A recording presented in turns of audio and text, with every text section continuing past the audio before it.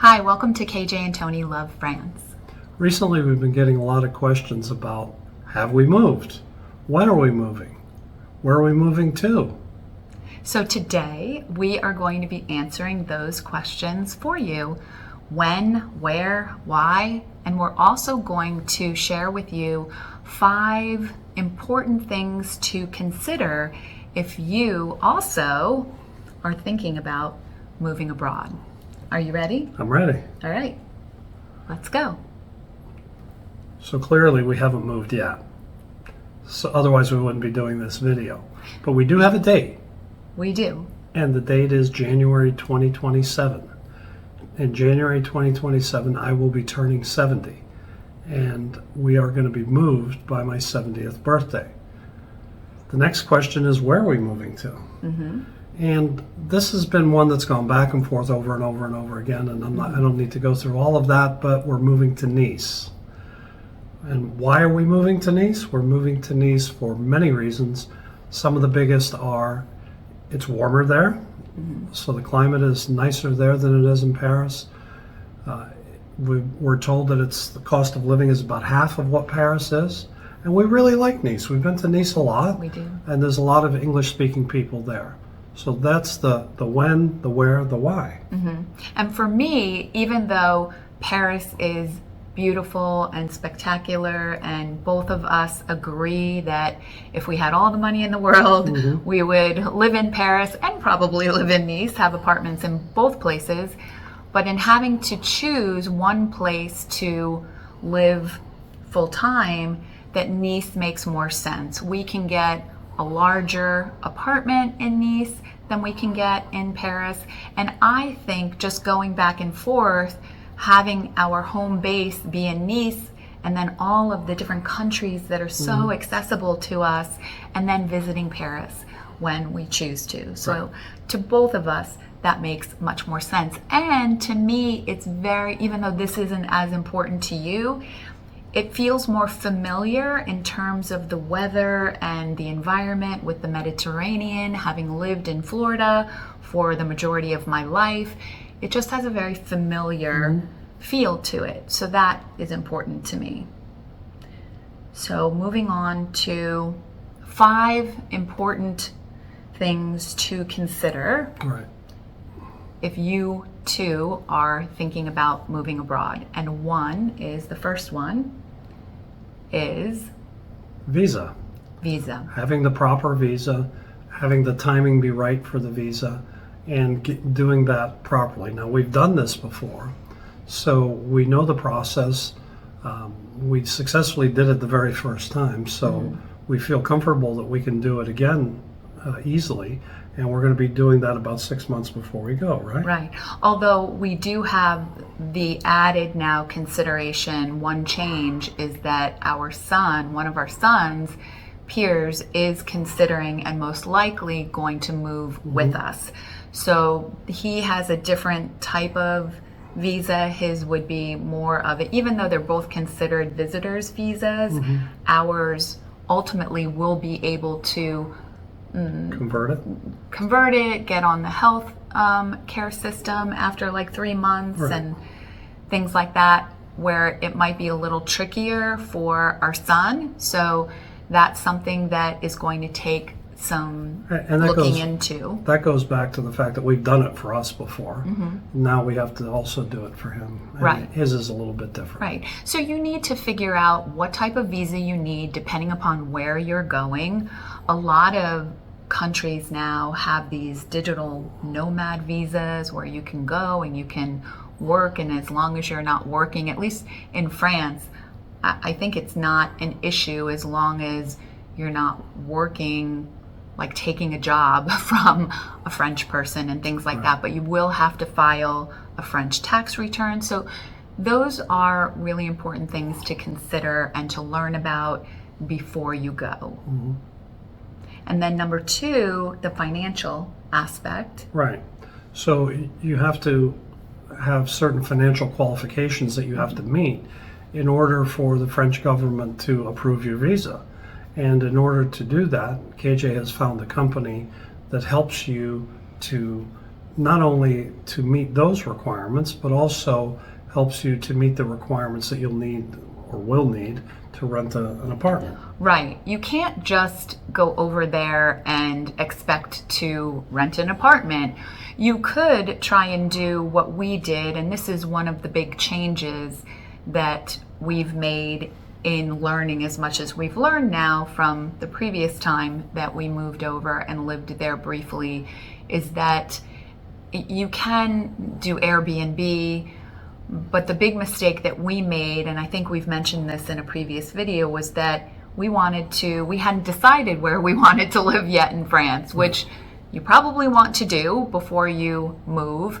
We decided we were just going to travel to different places every 3 months, but in order to get on the healthcare system and to get your, I forget what it's called, the card. Residency? A card, right? I can't think of the name right now. I'll put it underneath. You need to get an appointment with the prefecture, the police department, basically. And if you're moving from place to place, that makes it very hard. You need to have a permanent address. So we're going through a company called GuarantMe, and so what they do is we provide them with our visas, our financial information, and they then guarantee to the landlord that we're okay, that they vouch for us, basically. And they're also a company that, from what I understand, they will send information about potential apartments. They'll share that with you. So we're going to go that route, and that process, we can't start that process until six months beforehand. That's what they recommend, to apply for the visa and then upload and provide all the documentation to GuarantMe. And then 3 months out is when we start to look at apartments. So we need to do that. We need to know that information so that we know when to put our house on the market we're looking to rent our house. So a year from right now, we'll have just started that process. Right. And in the meantime, we're going back and forth and looking for particular neighborhoods where we want to live. Now that we have that decision. And our last trip to Nice was a perfect example of why you need to do that. We went to an area by the shore,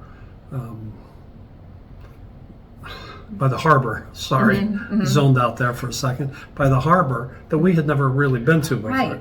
Right. And that would be a great place to live. And we didn't realize through back streets how close it is to other parts of Nice. So it's important that you go to all these different areas to see which ones you like best.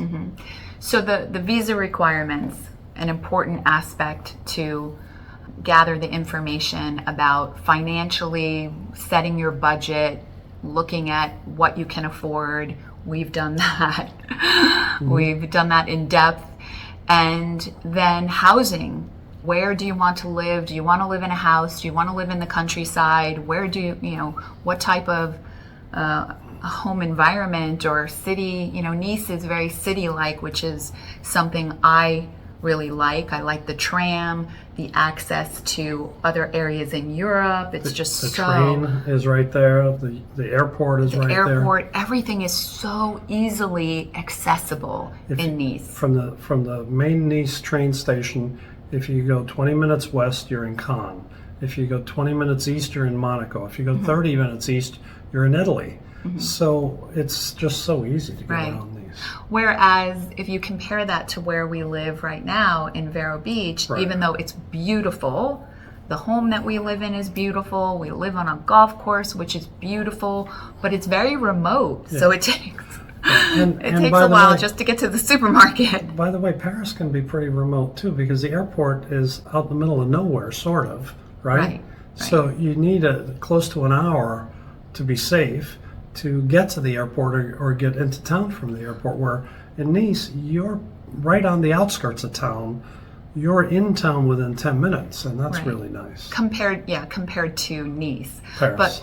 Paris compared to Nice. But compared to Vero Beach, we need a car to get anywhere and everywhere. Whereas I'm looking forward to just leaving our apartment and having access to the tram and being able to get to so many different places. That's really appealing. And we love to walk too. We do. We planned a lot of walks. And another thing that has changed is that I finally addressed my knee issue. I just got my first cortisone shot a few weeks ago, and my knee is like brand new. So I'm really excited about that, which leads into our next topic that is really important to consider in moving abroad, which is healthcare.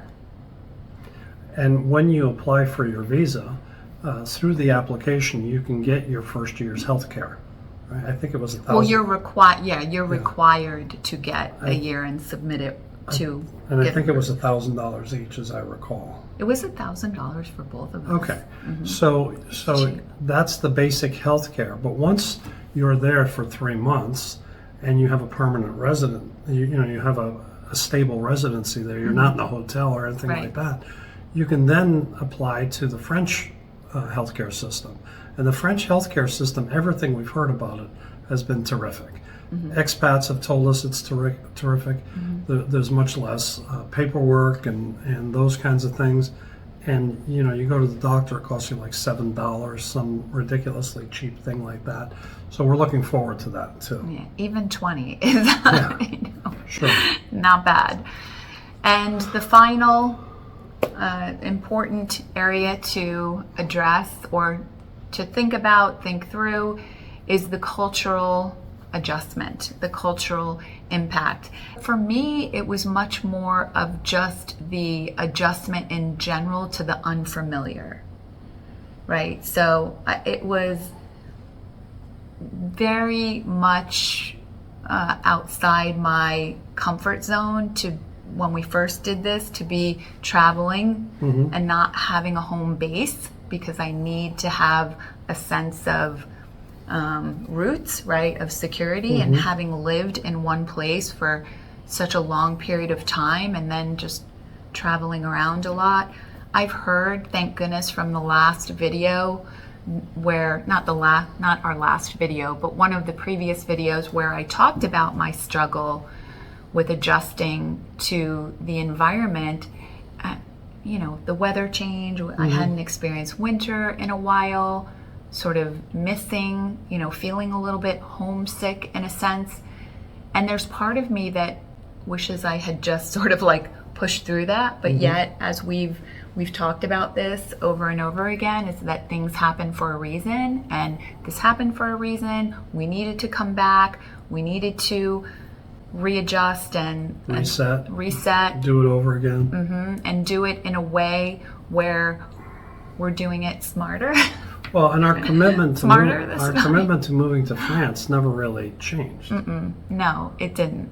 It really was about timing and doing it in a way that didn't feel so, I don't know, so abrupt or forced. I'm not sure how to even describe it.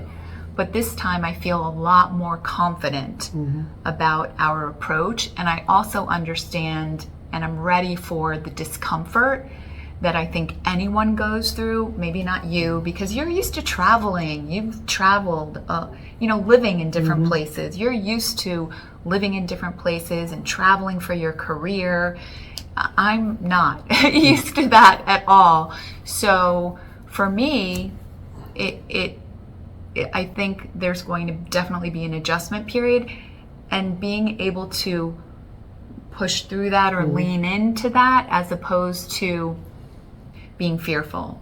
I do want to say, though, I think if I had not gotten so physically ill last time, that we would have stayed. But again, everything happens for a reason. I do believe if I were to get physically sick again, because I've gotten physically sick, I got sick when we were in Nice, that I would be able to push through that and feel a lot more confident and comfortable. So, do you have any concerns about the cultural adjustment? I can't wait. Tony has no concerns at all. I can go tomorrow. And I could too, except that we wouldn't be ready to go tomorrow. That's part of the fun for me. there are a lot of things that we need to do and get everything ready to go so that when we do go, it feels, you know, Sure. right. Okay. So that's it for the things to consider, just reviewing through the 5 really quickly. Number 1 is visa requirement. Number 2 is financial preparation. Number 3 is housing. Number 4 is healthcare. And number 5 is the cultural adjustment. And we haven't even really talked about learning the language. I've just resigned myself to the fact that we'll learn it when we get there. We've studied, we know the basics, we can get by, but as far as this really trying our best to learn the language, that's not happening until we move. But it will happen. I'm confident about that. So that's it for today's video. I hope that you found it helpful. Thanks for joining us today, and we'll continue to keep you updated. And hopefully, if you're not a subscriber, hit subscribe and hit like, and we'll see you in our next video. Au revoir. Au revoir.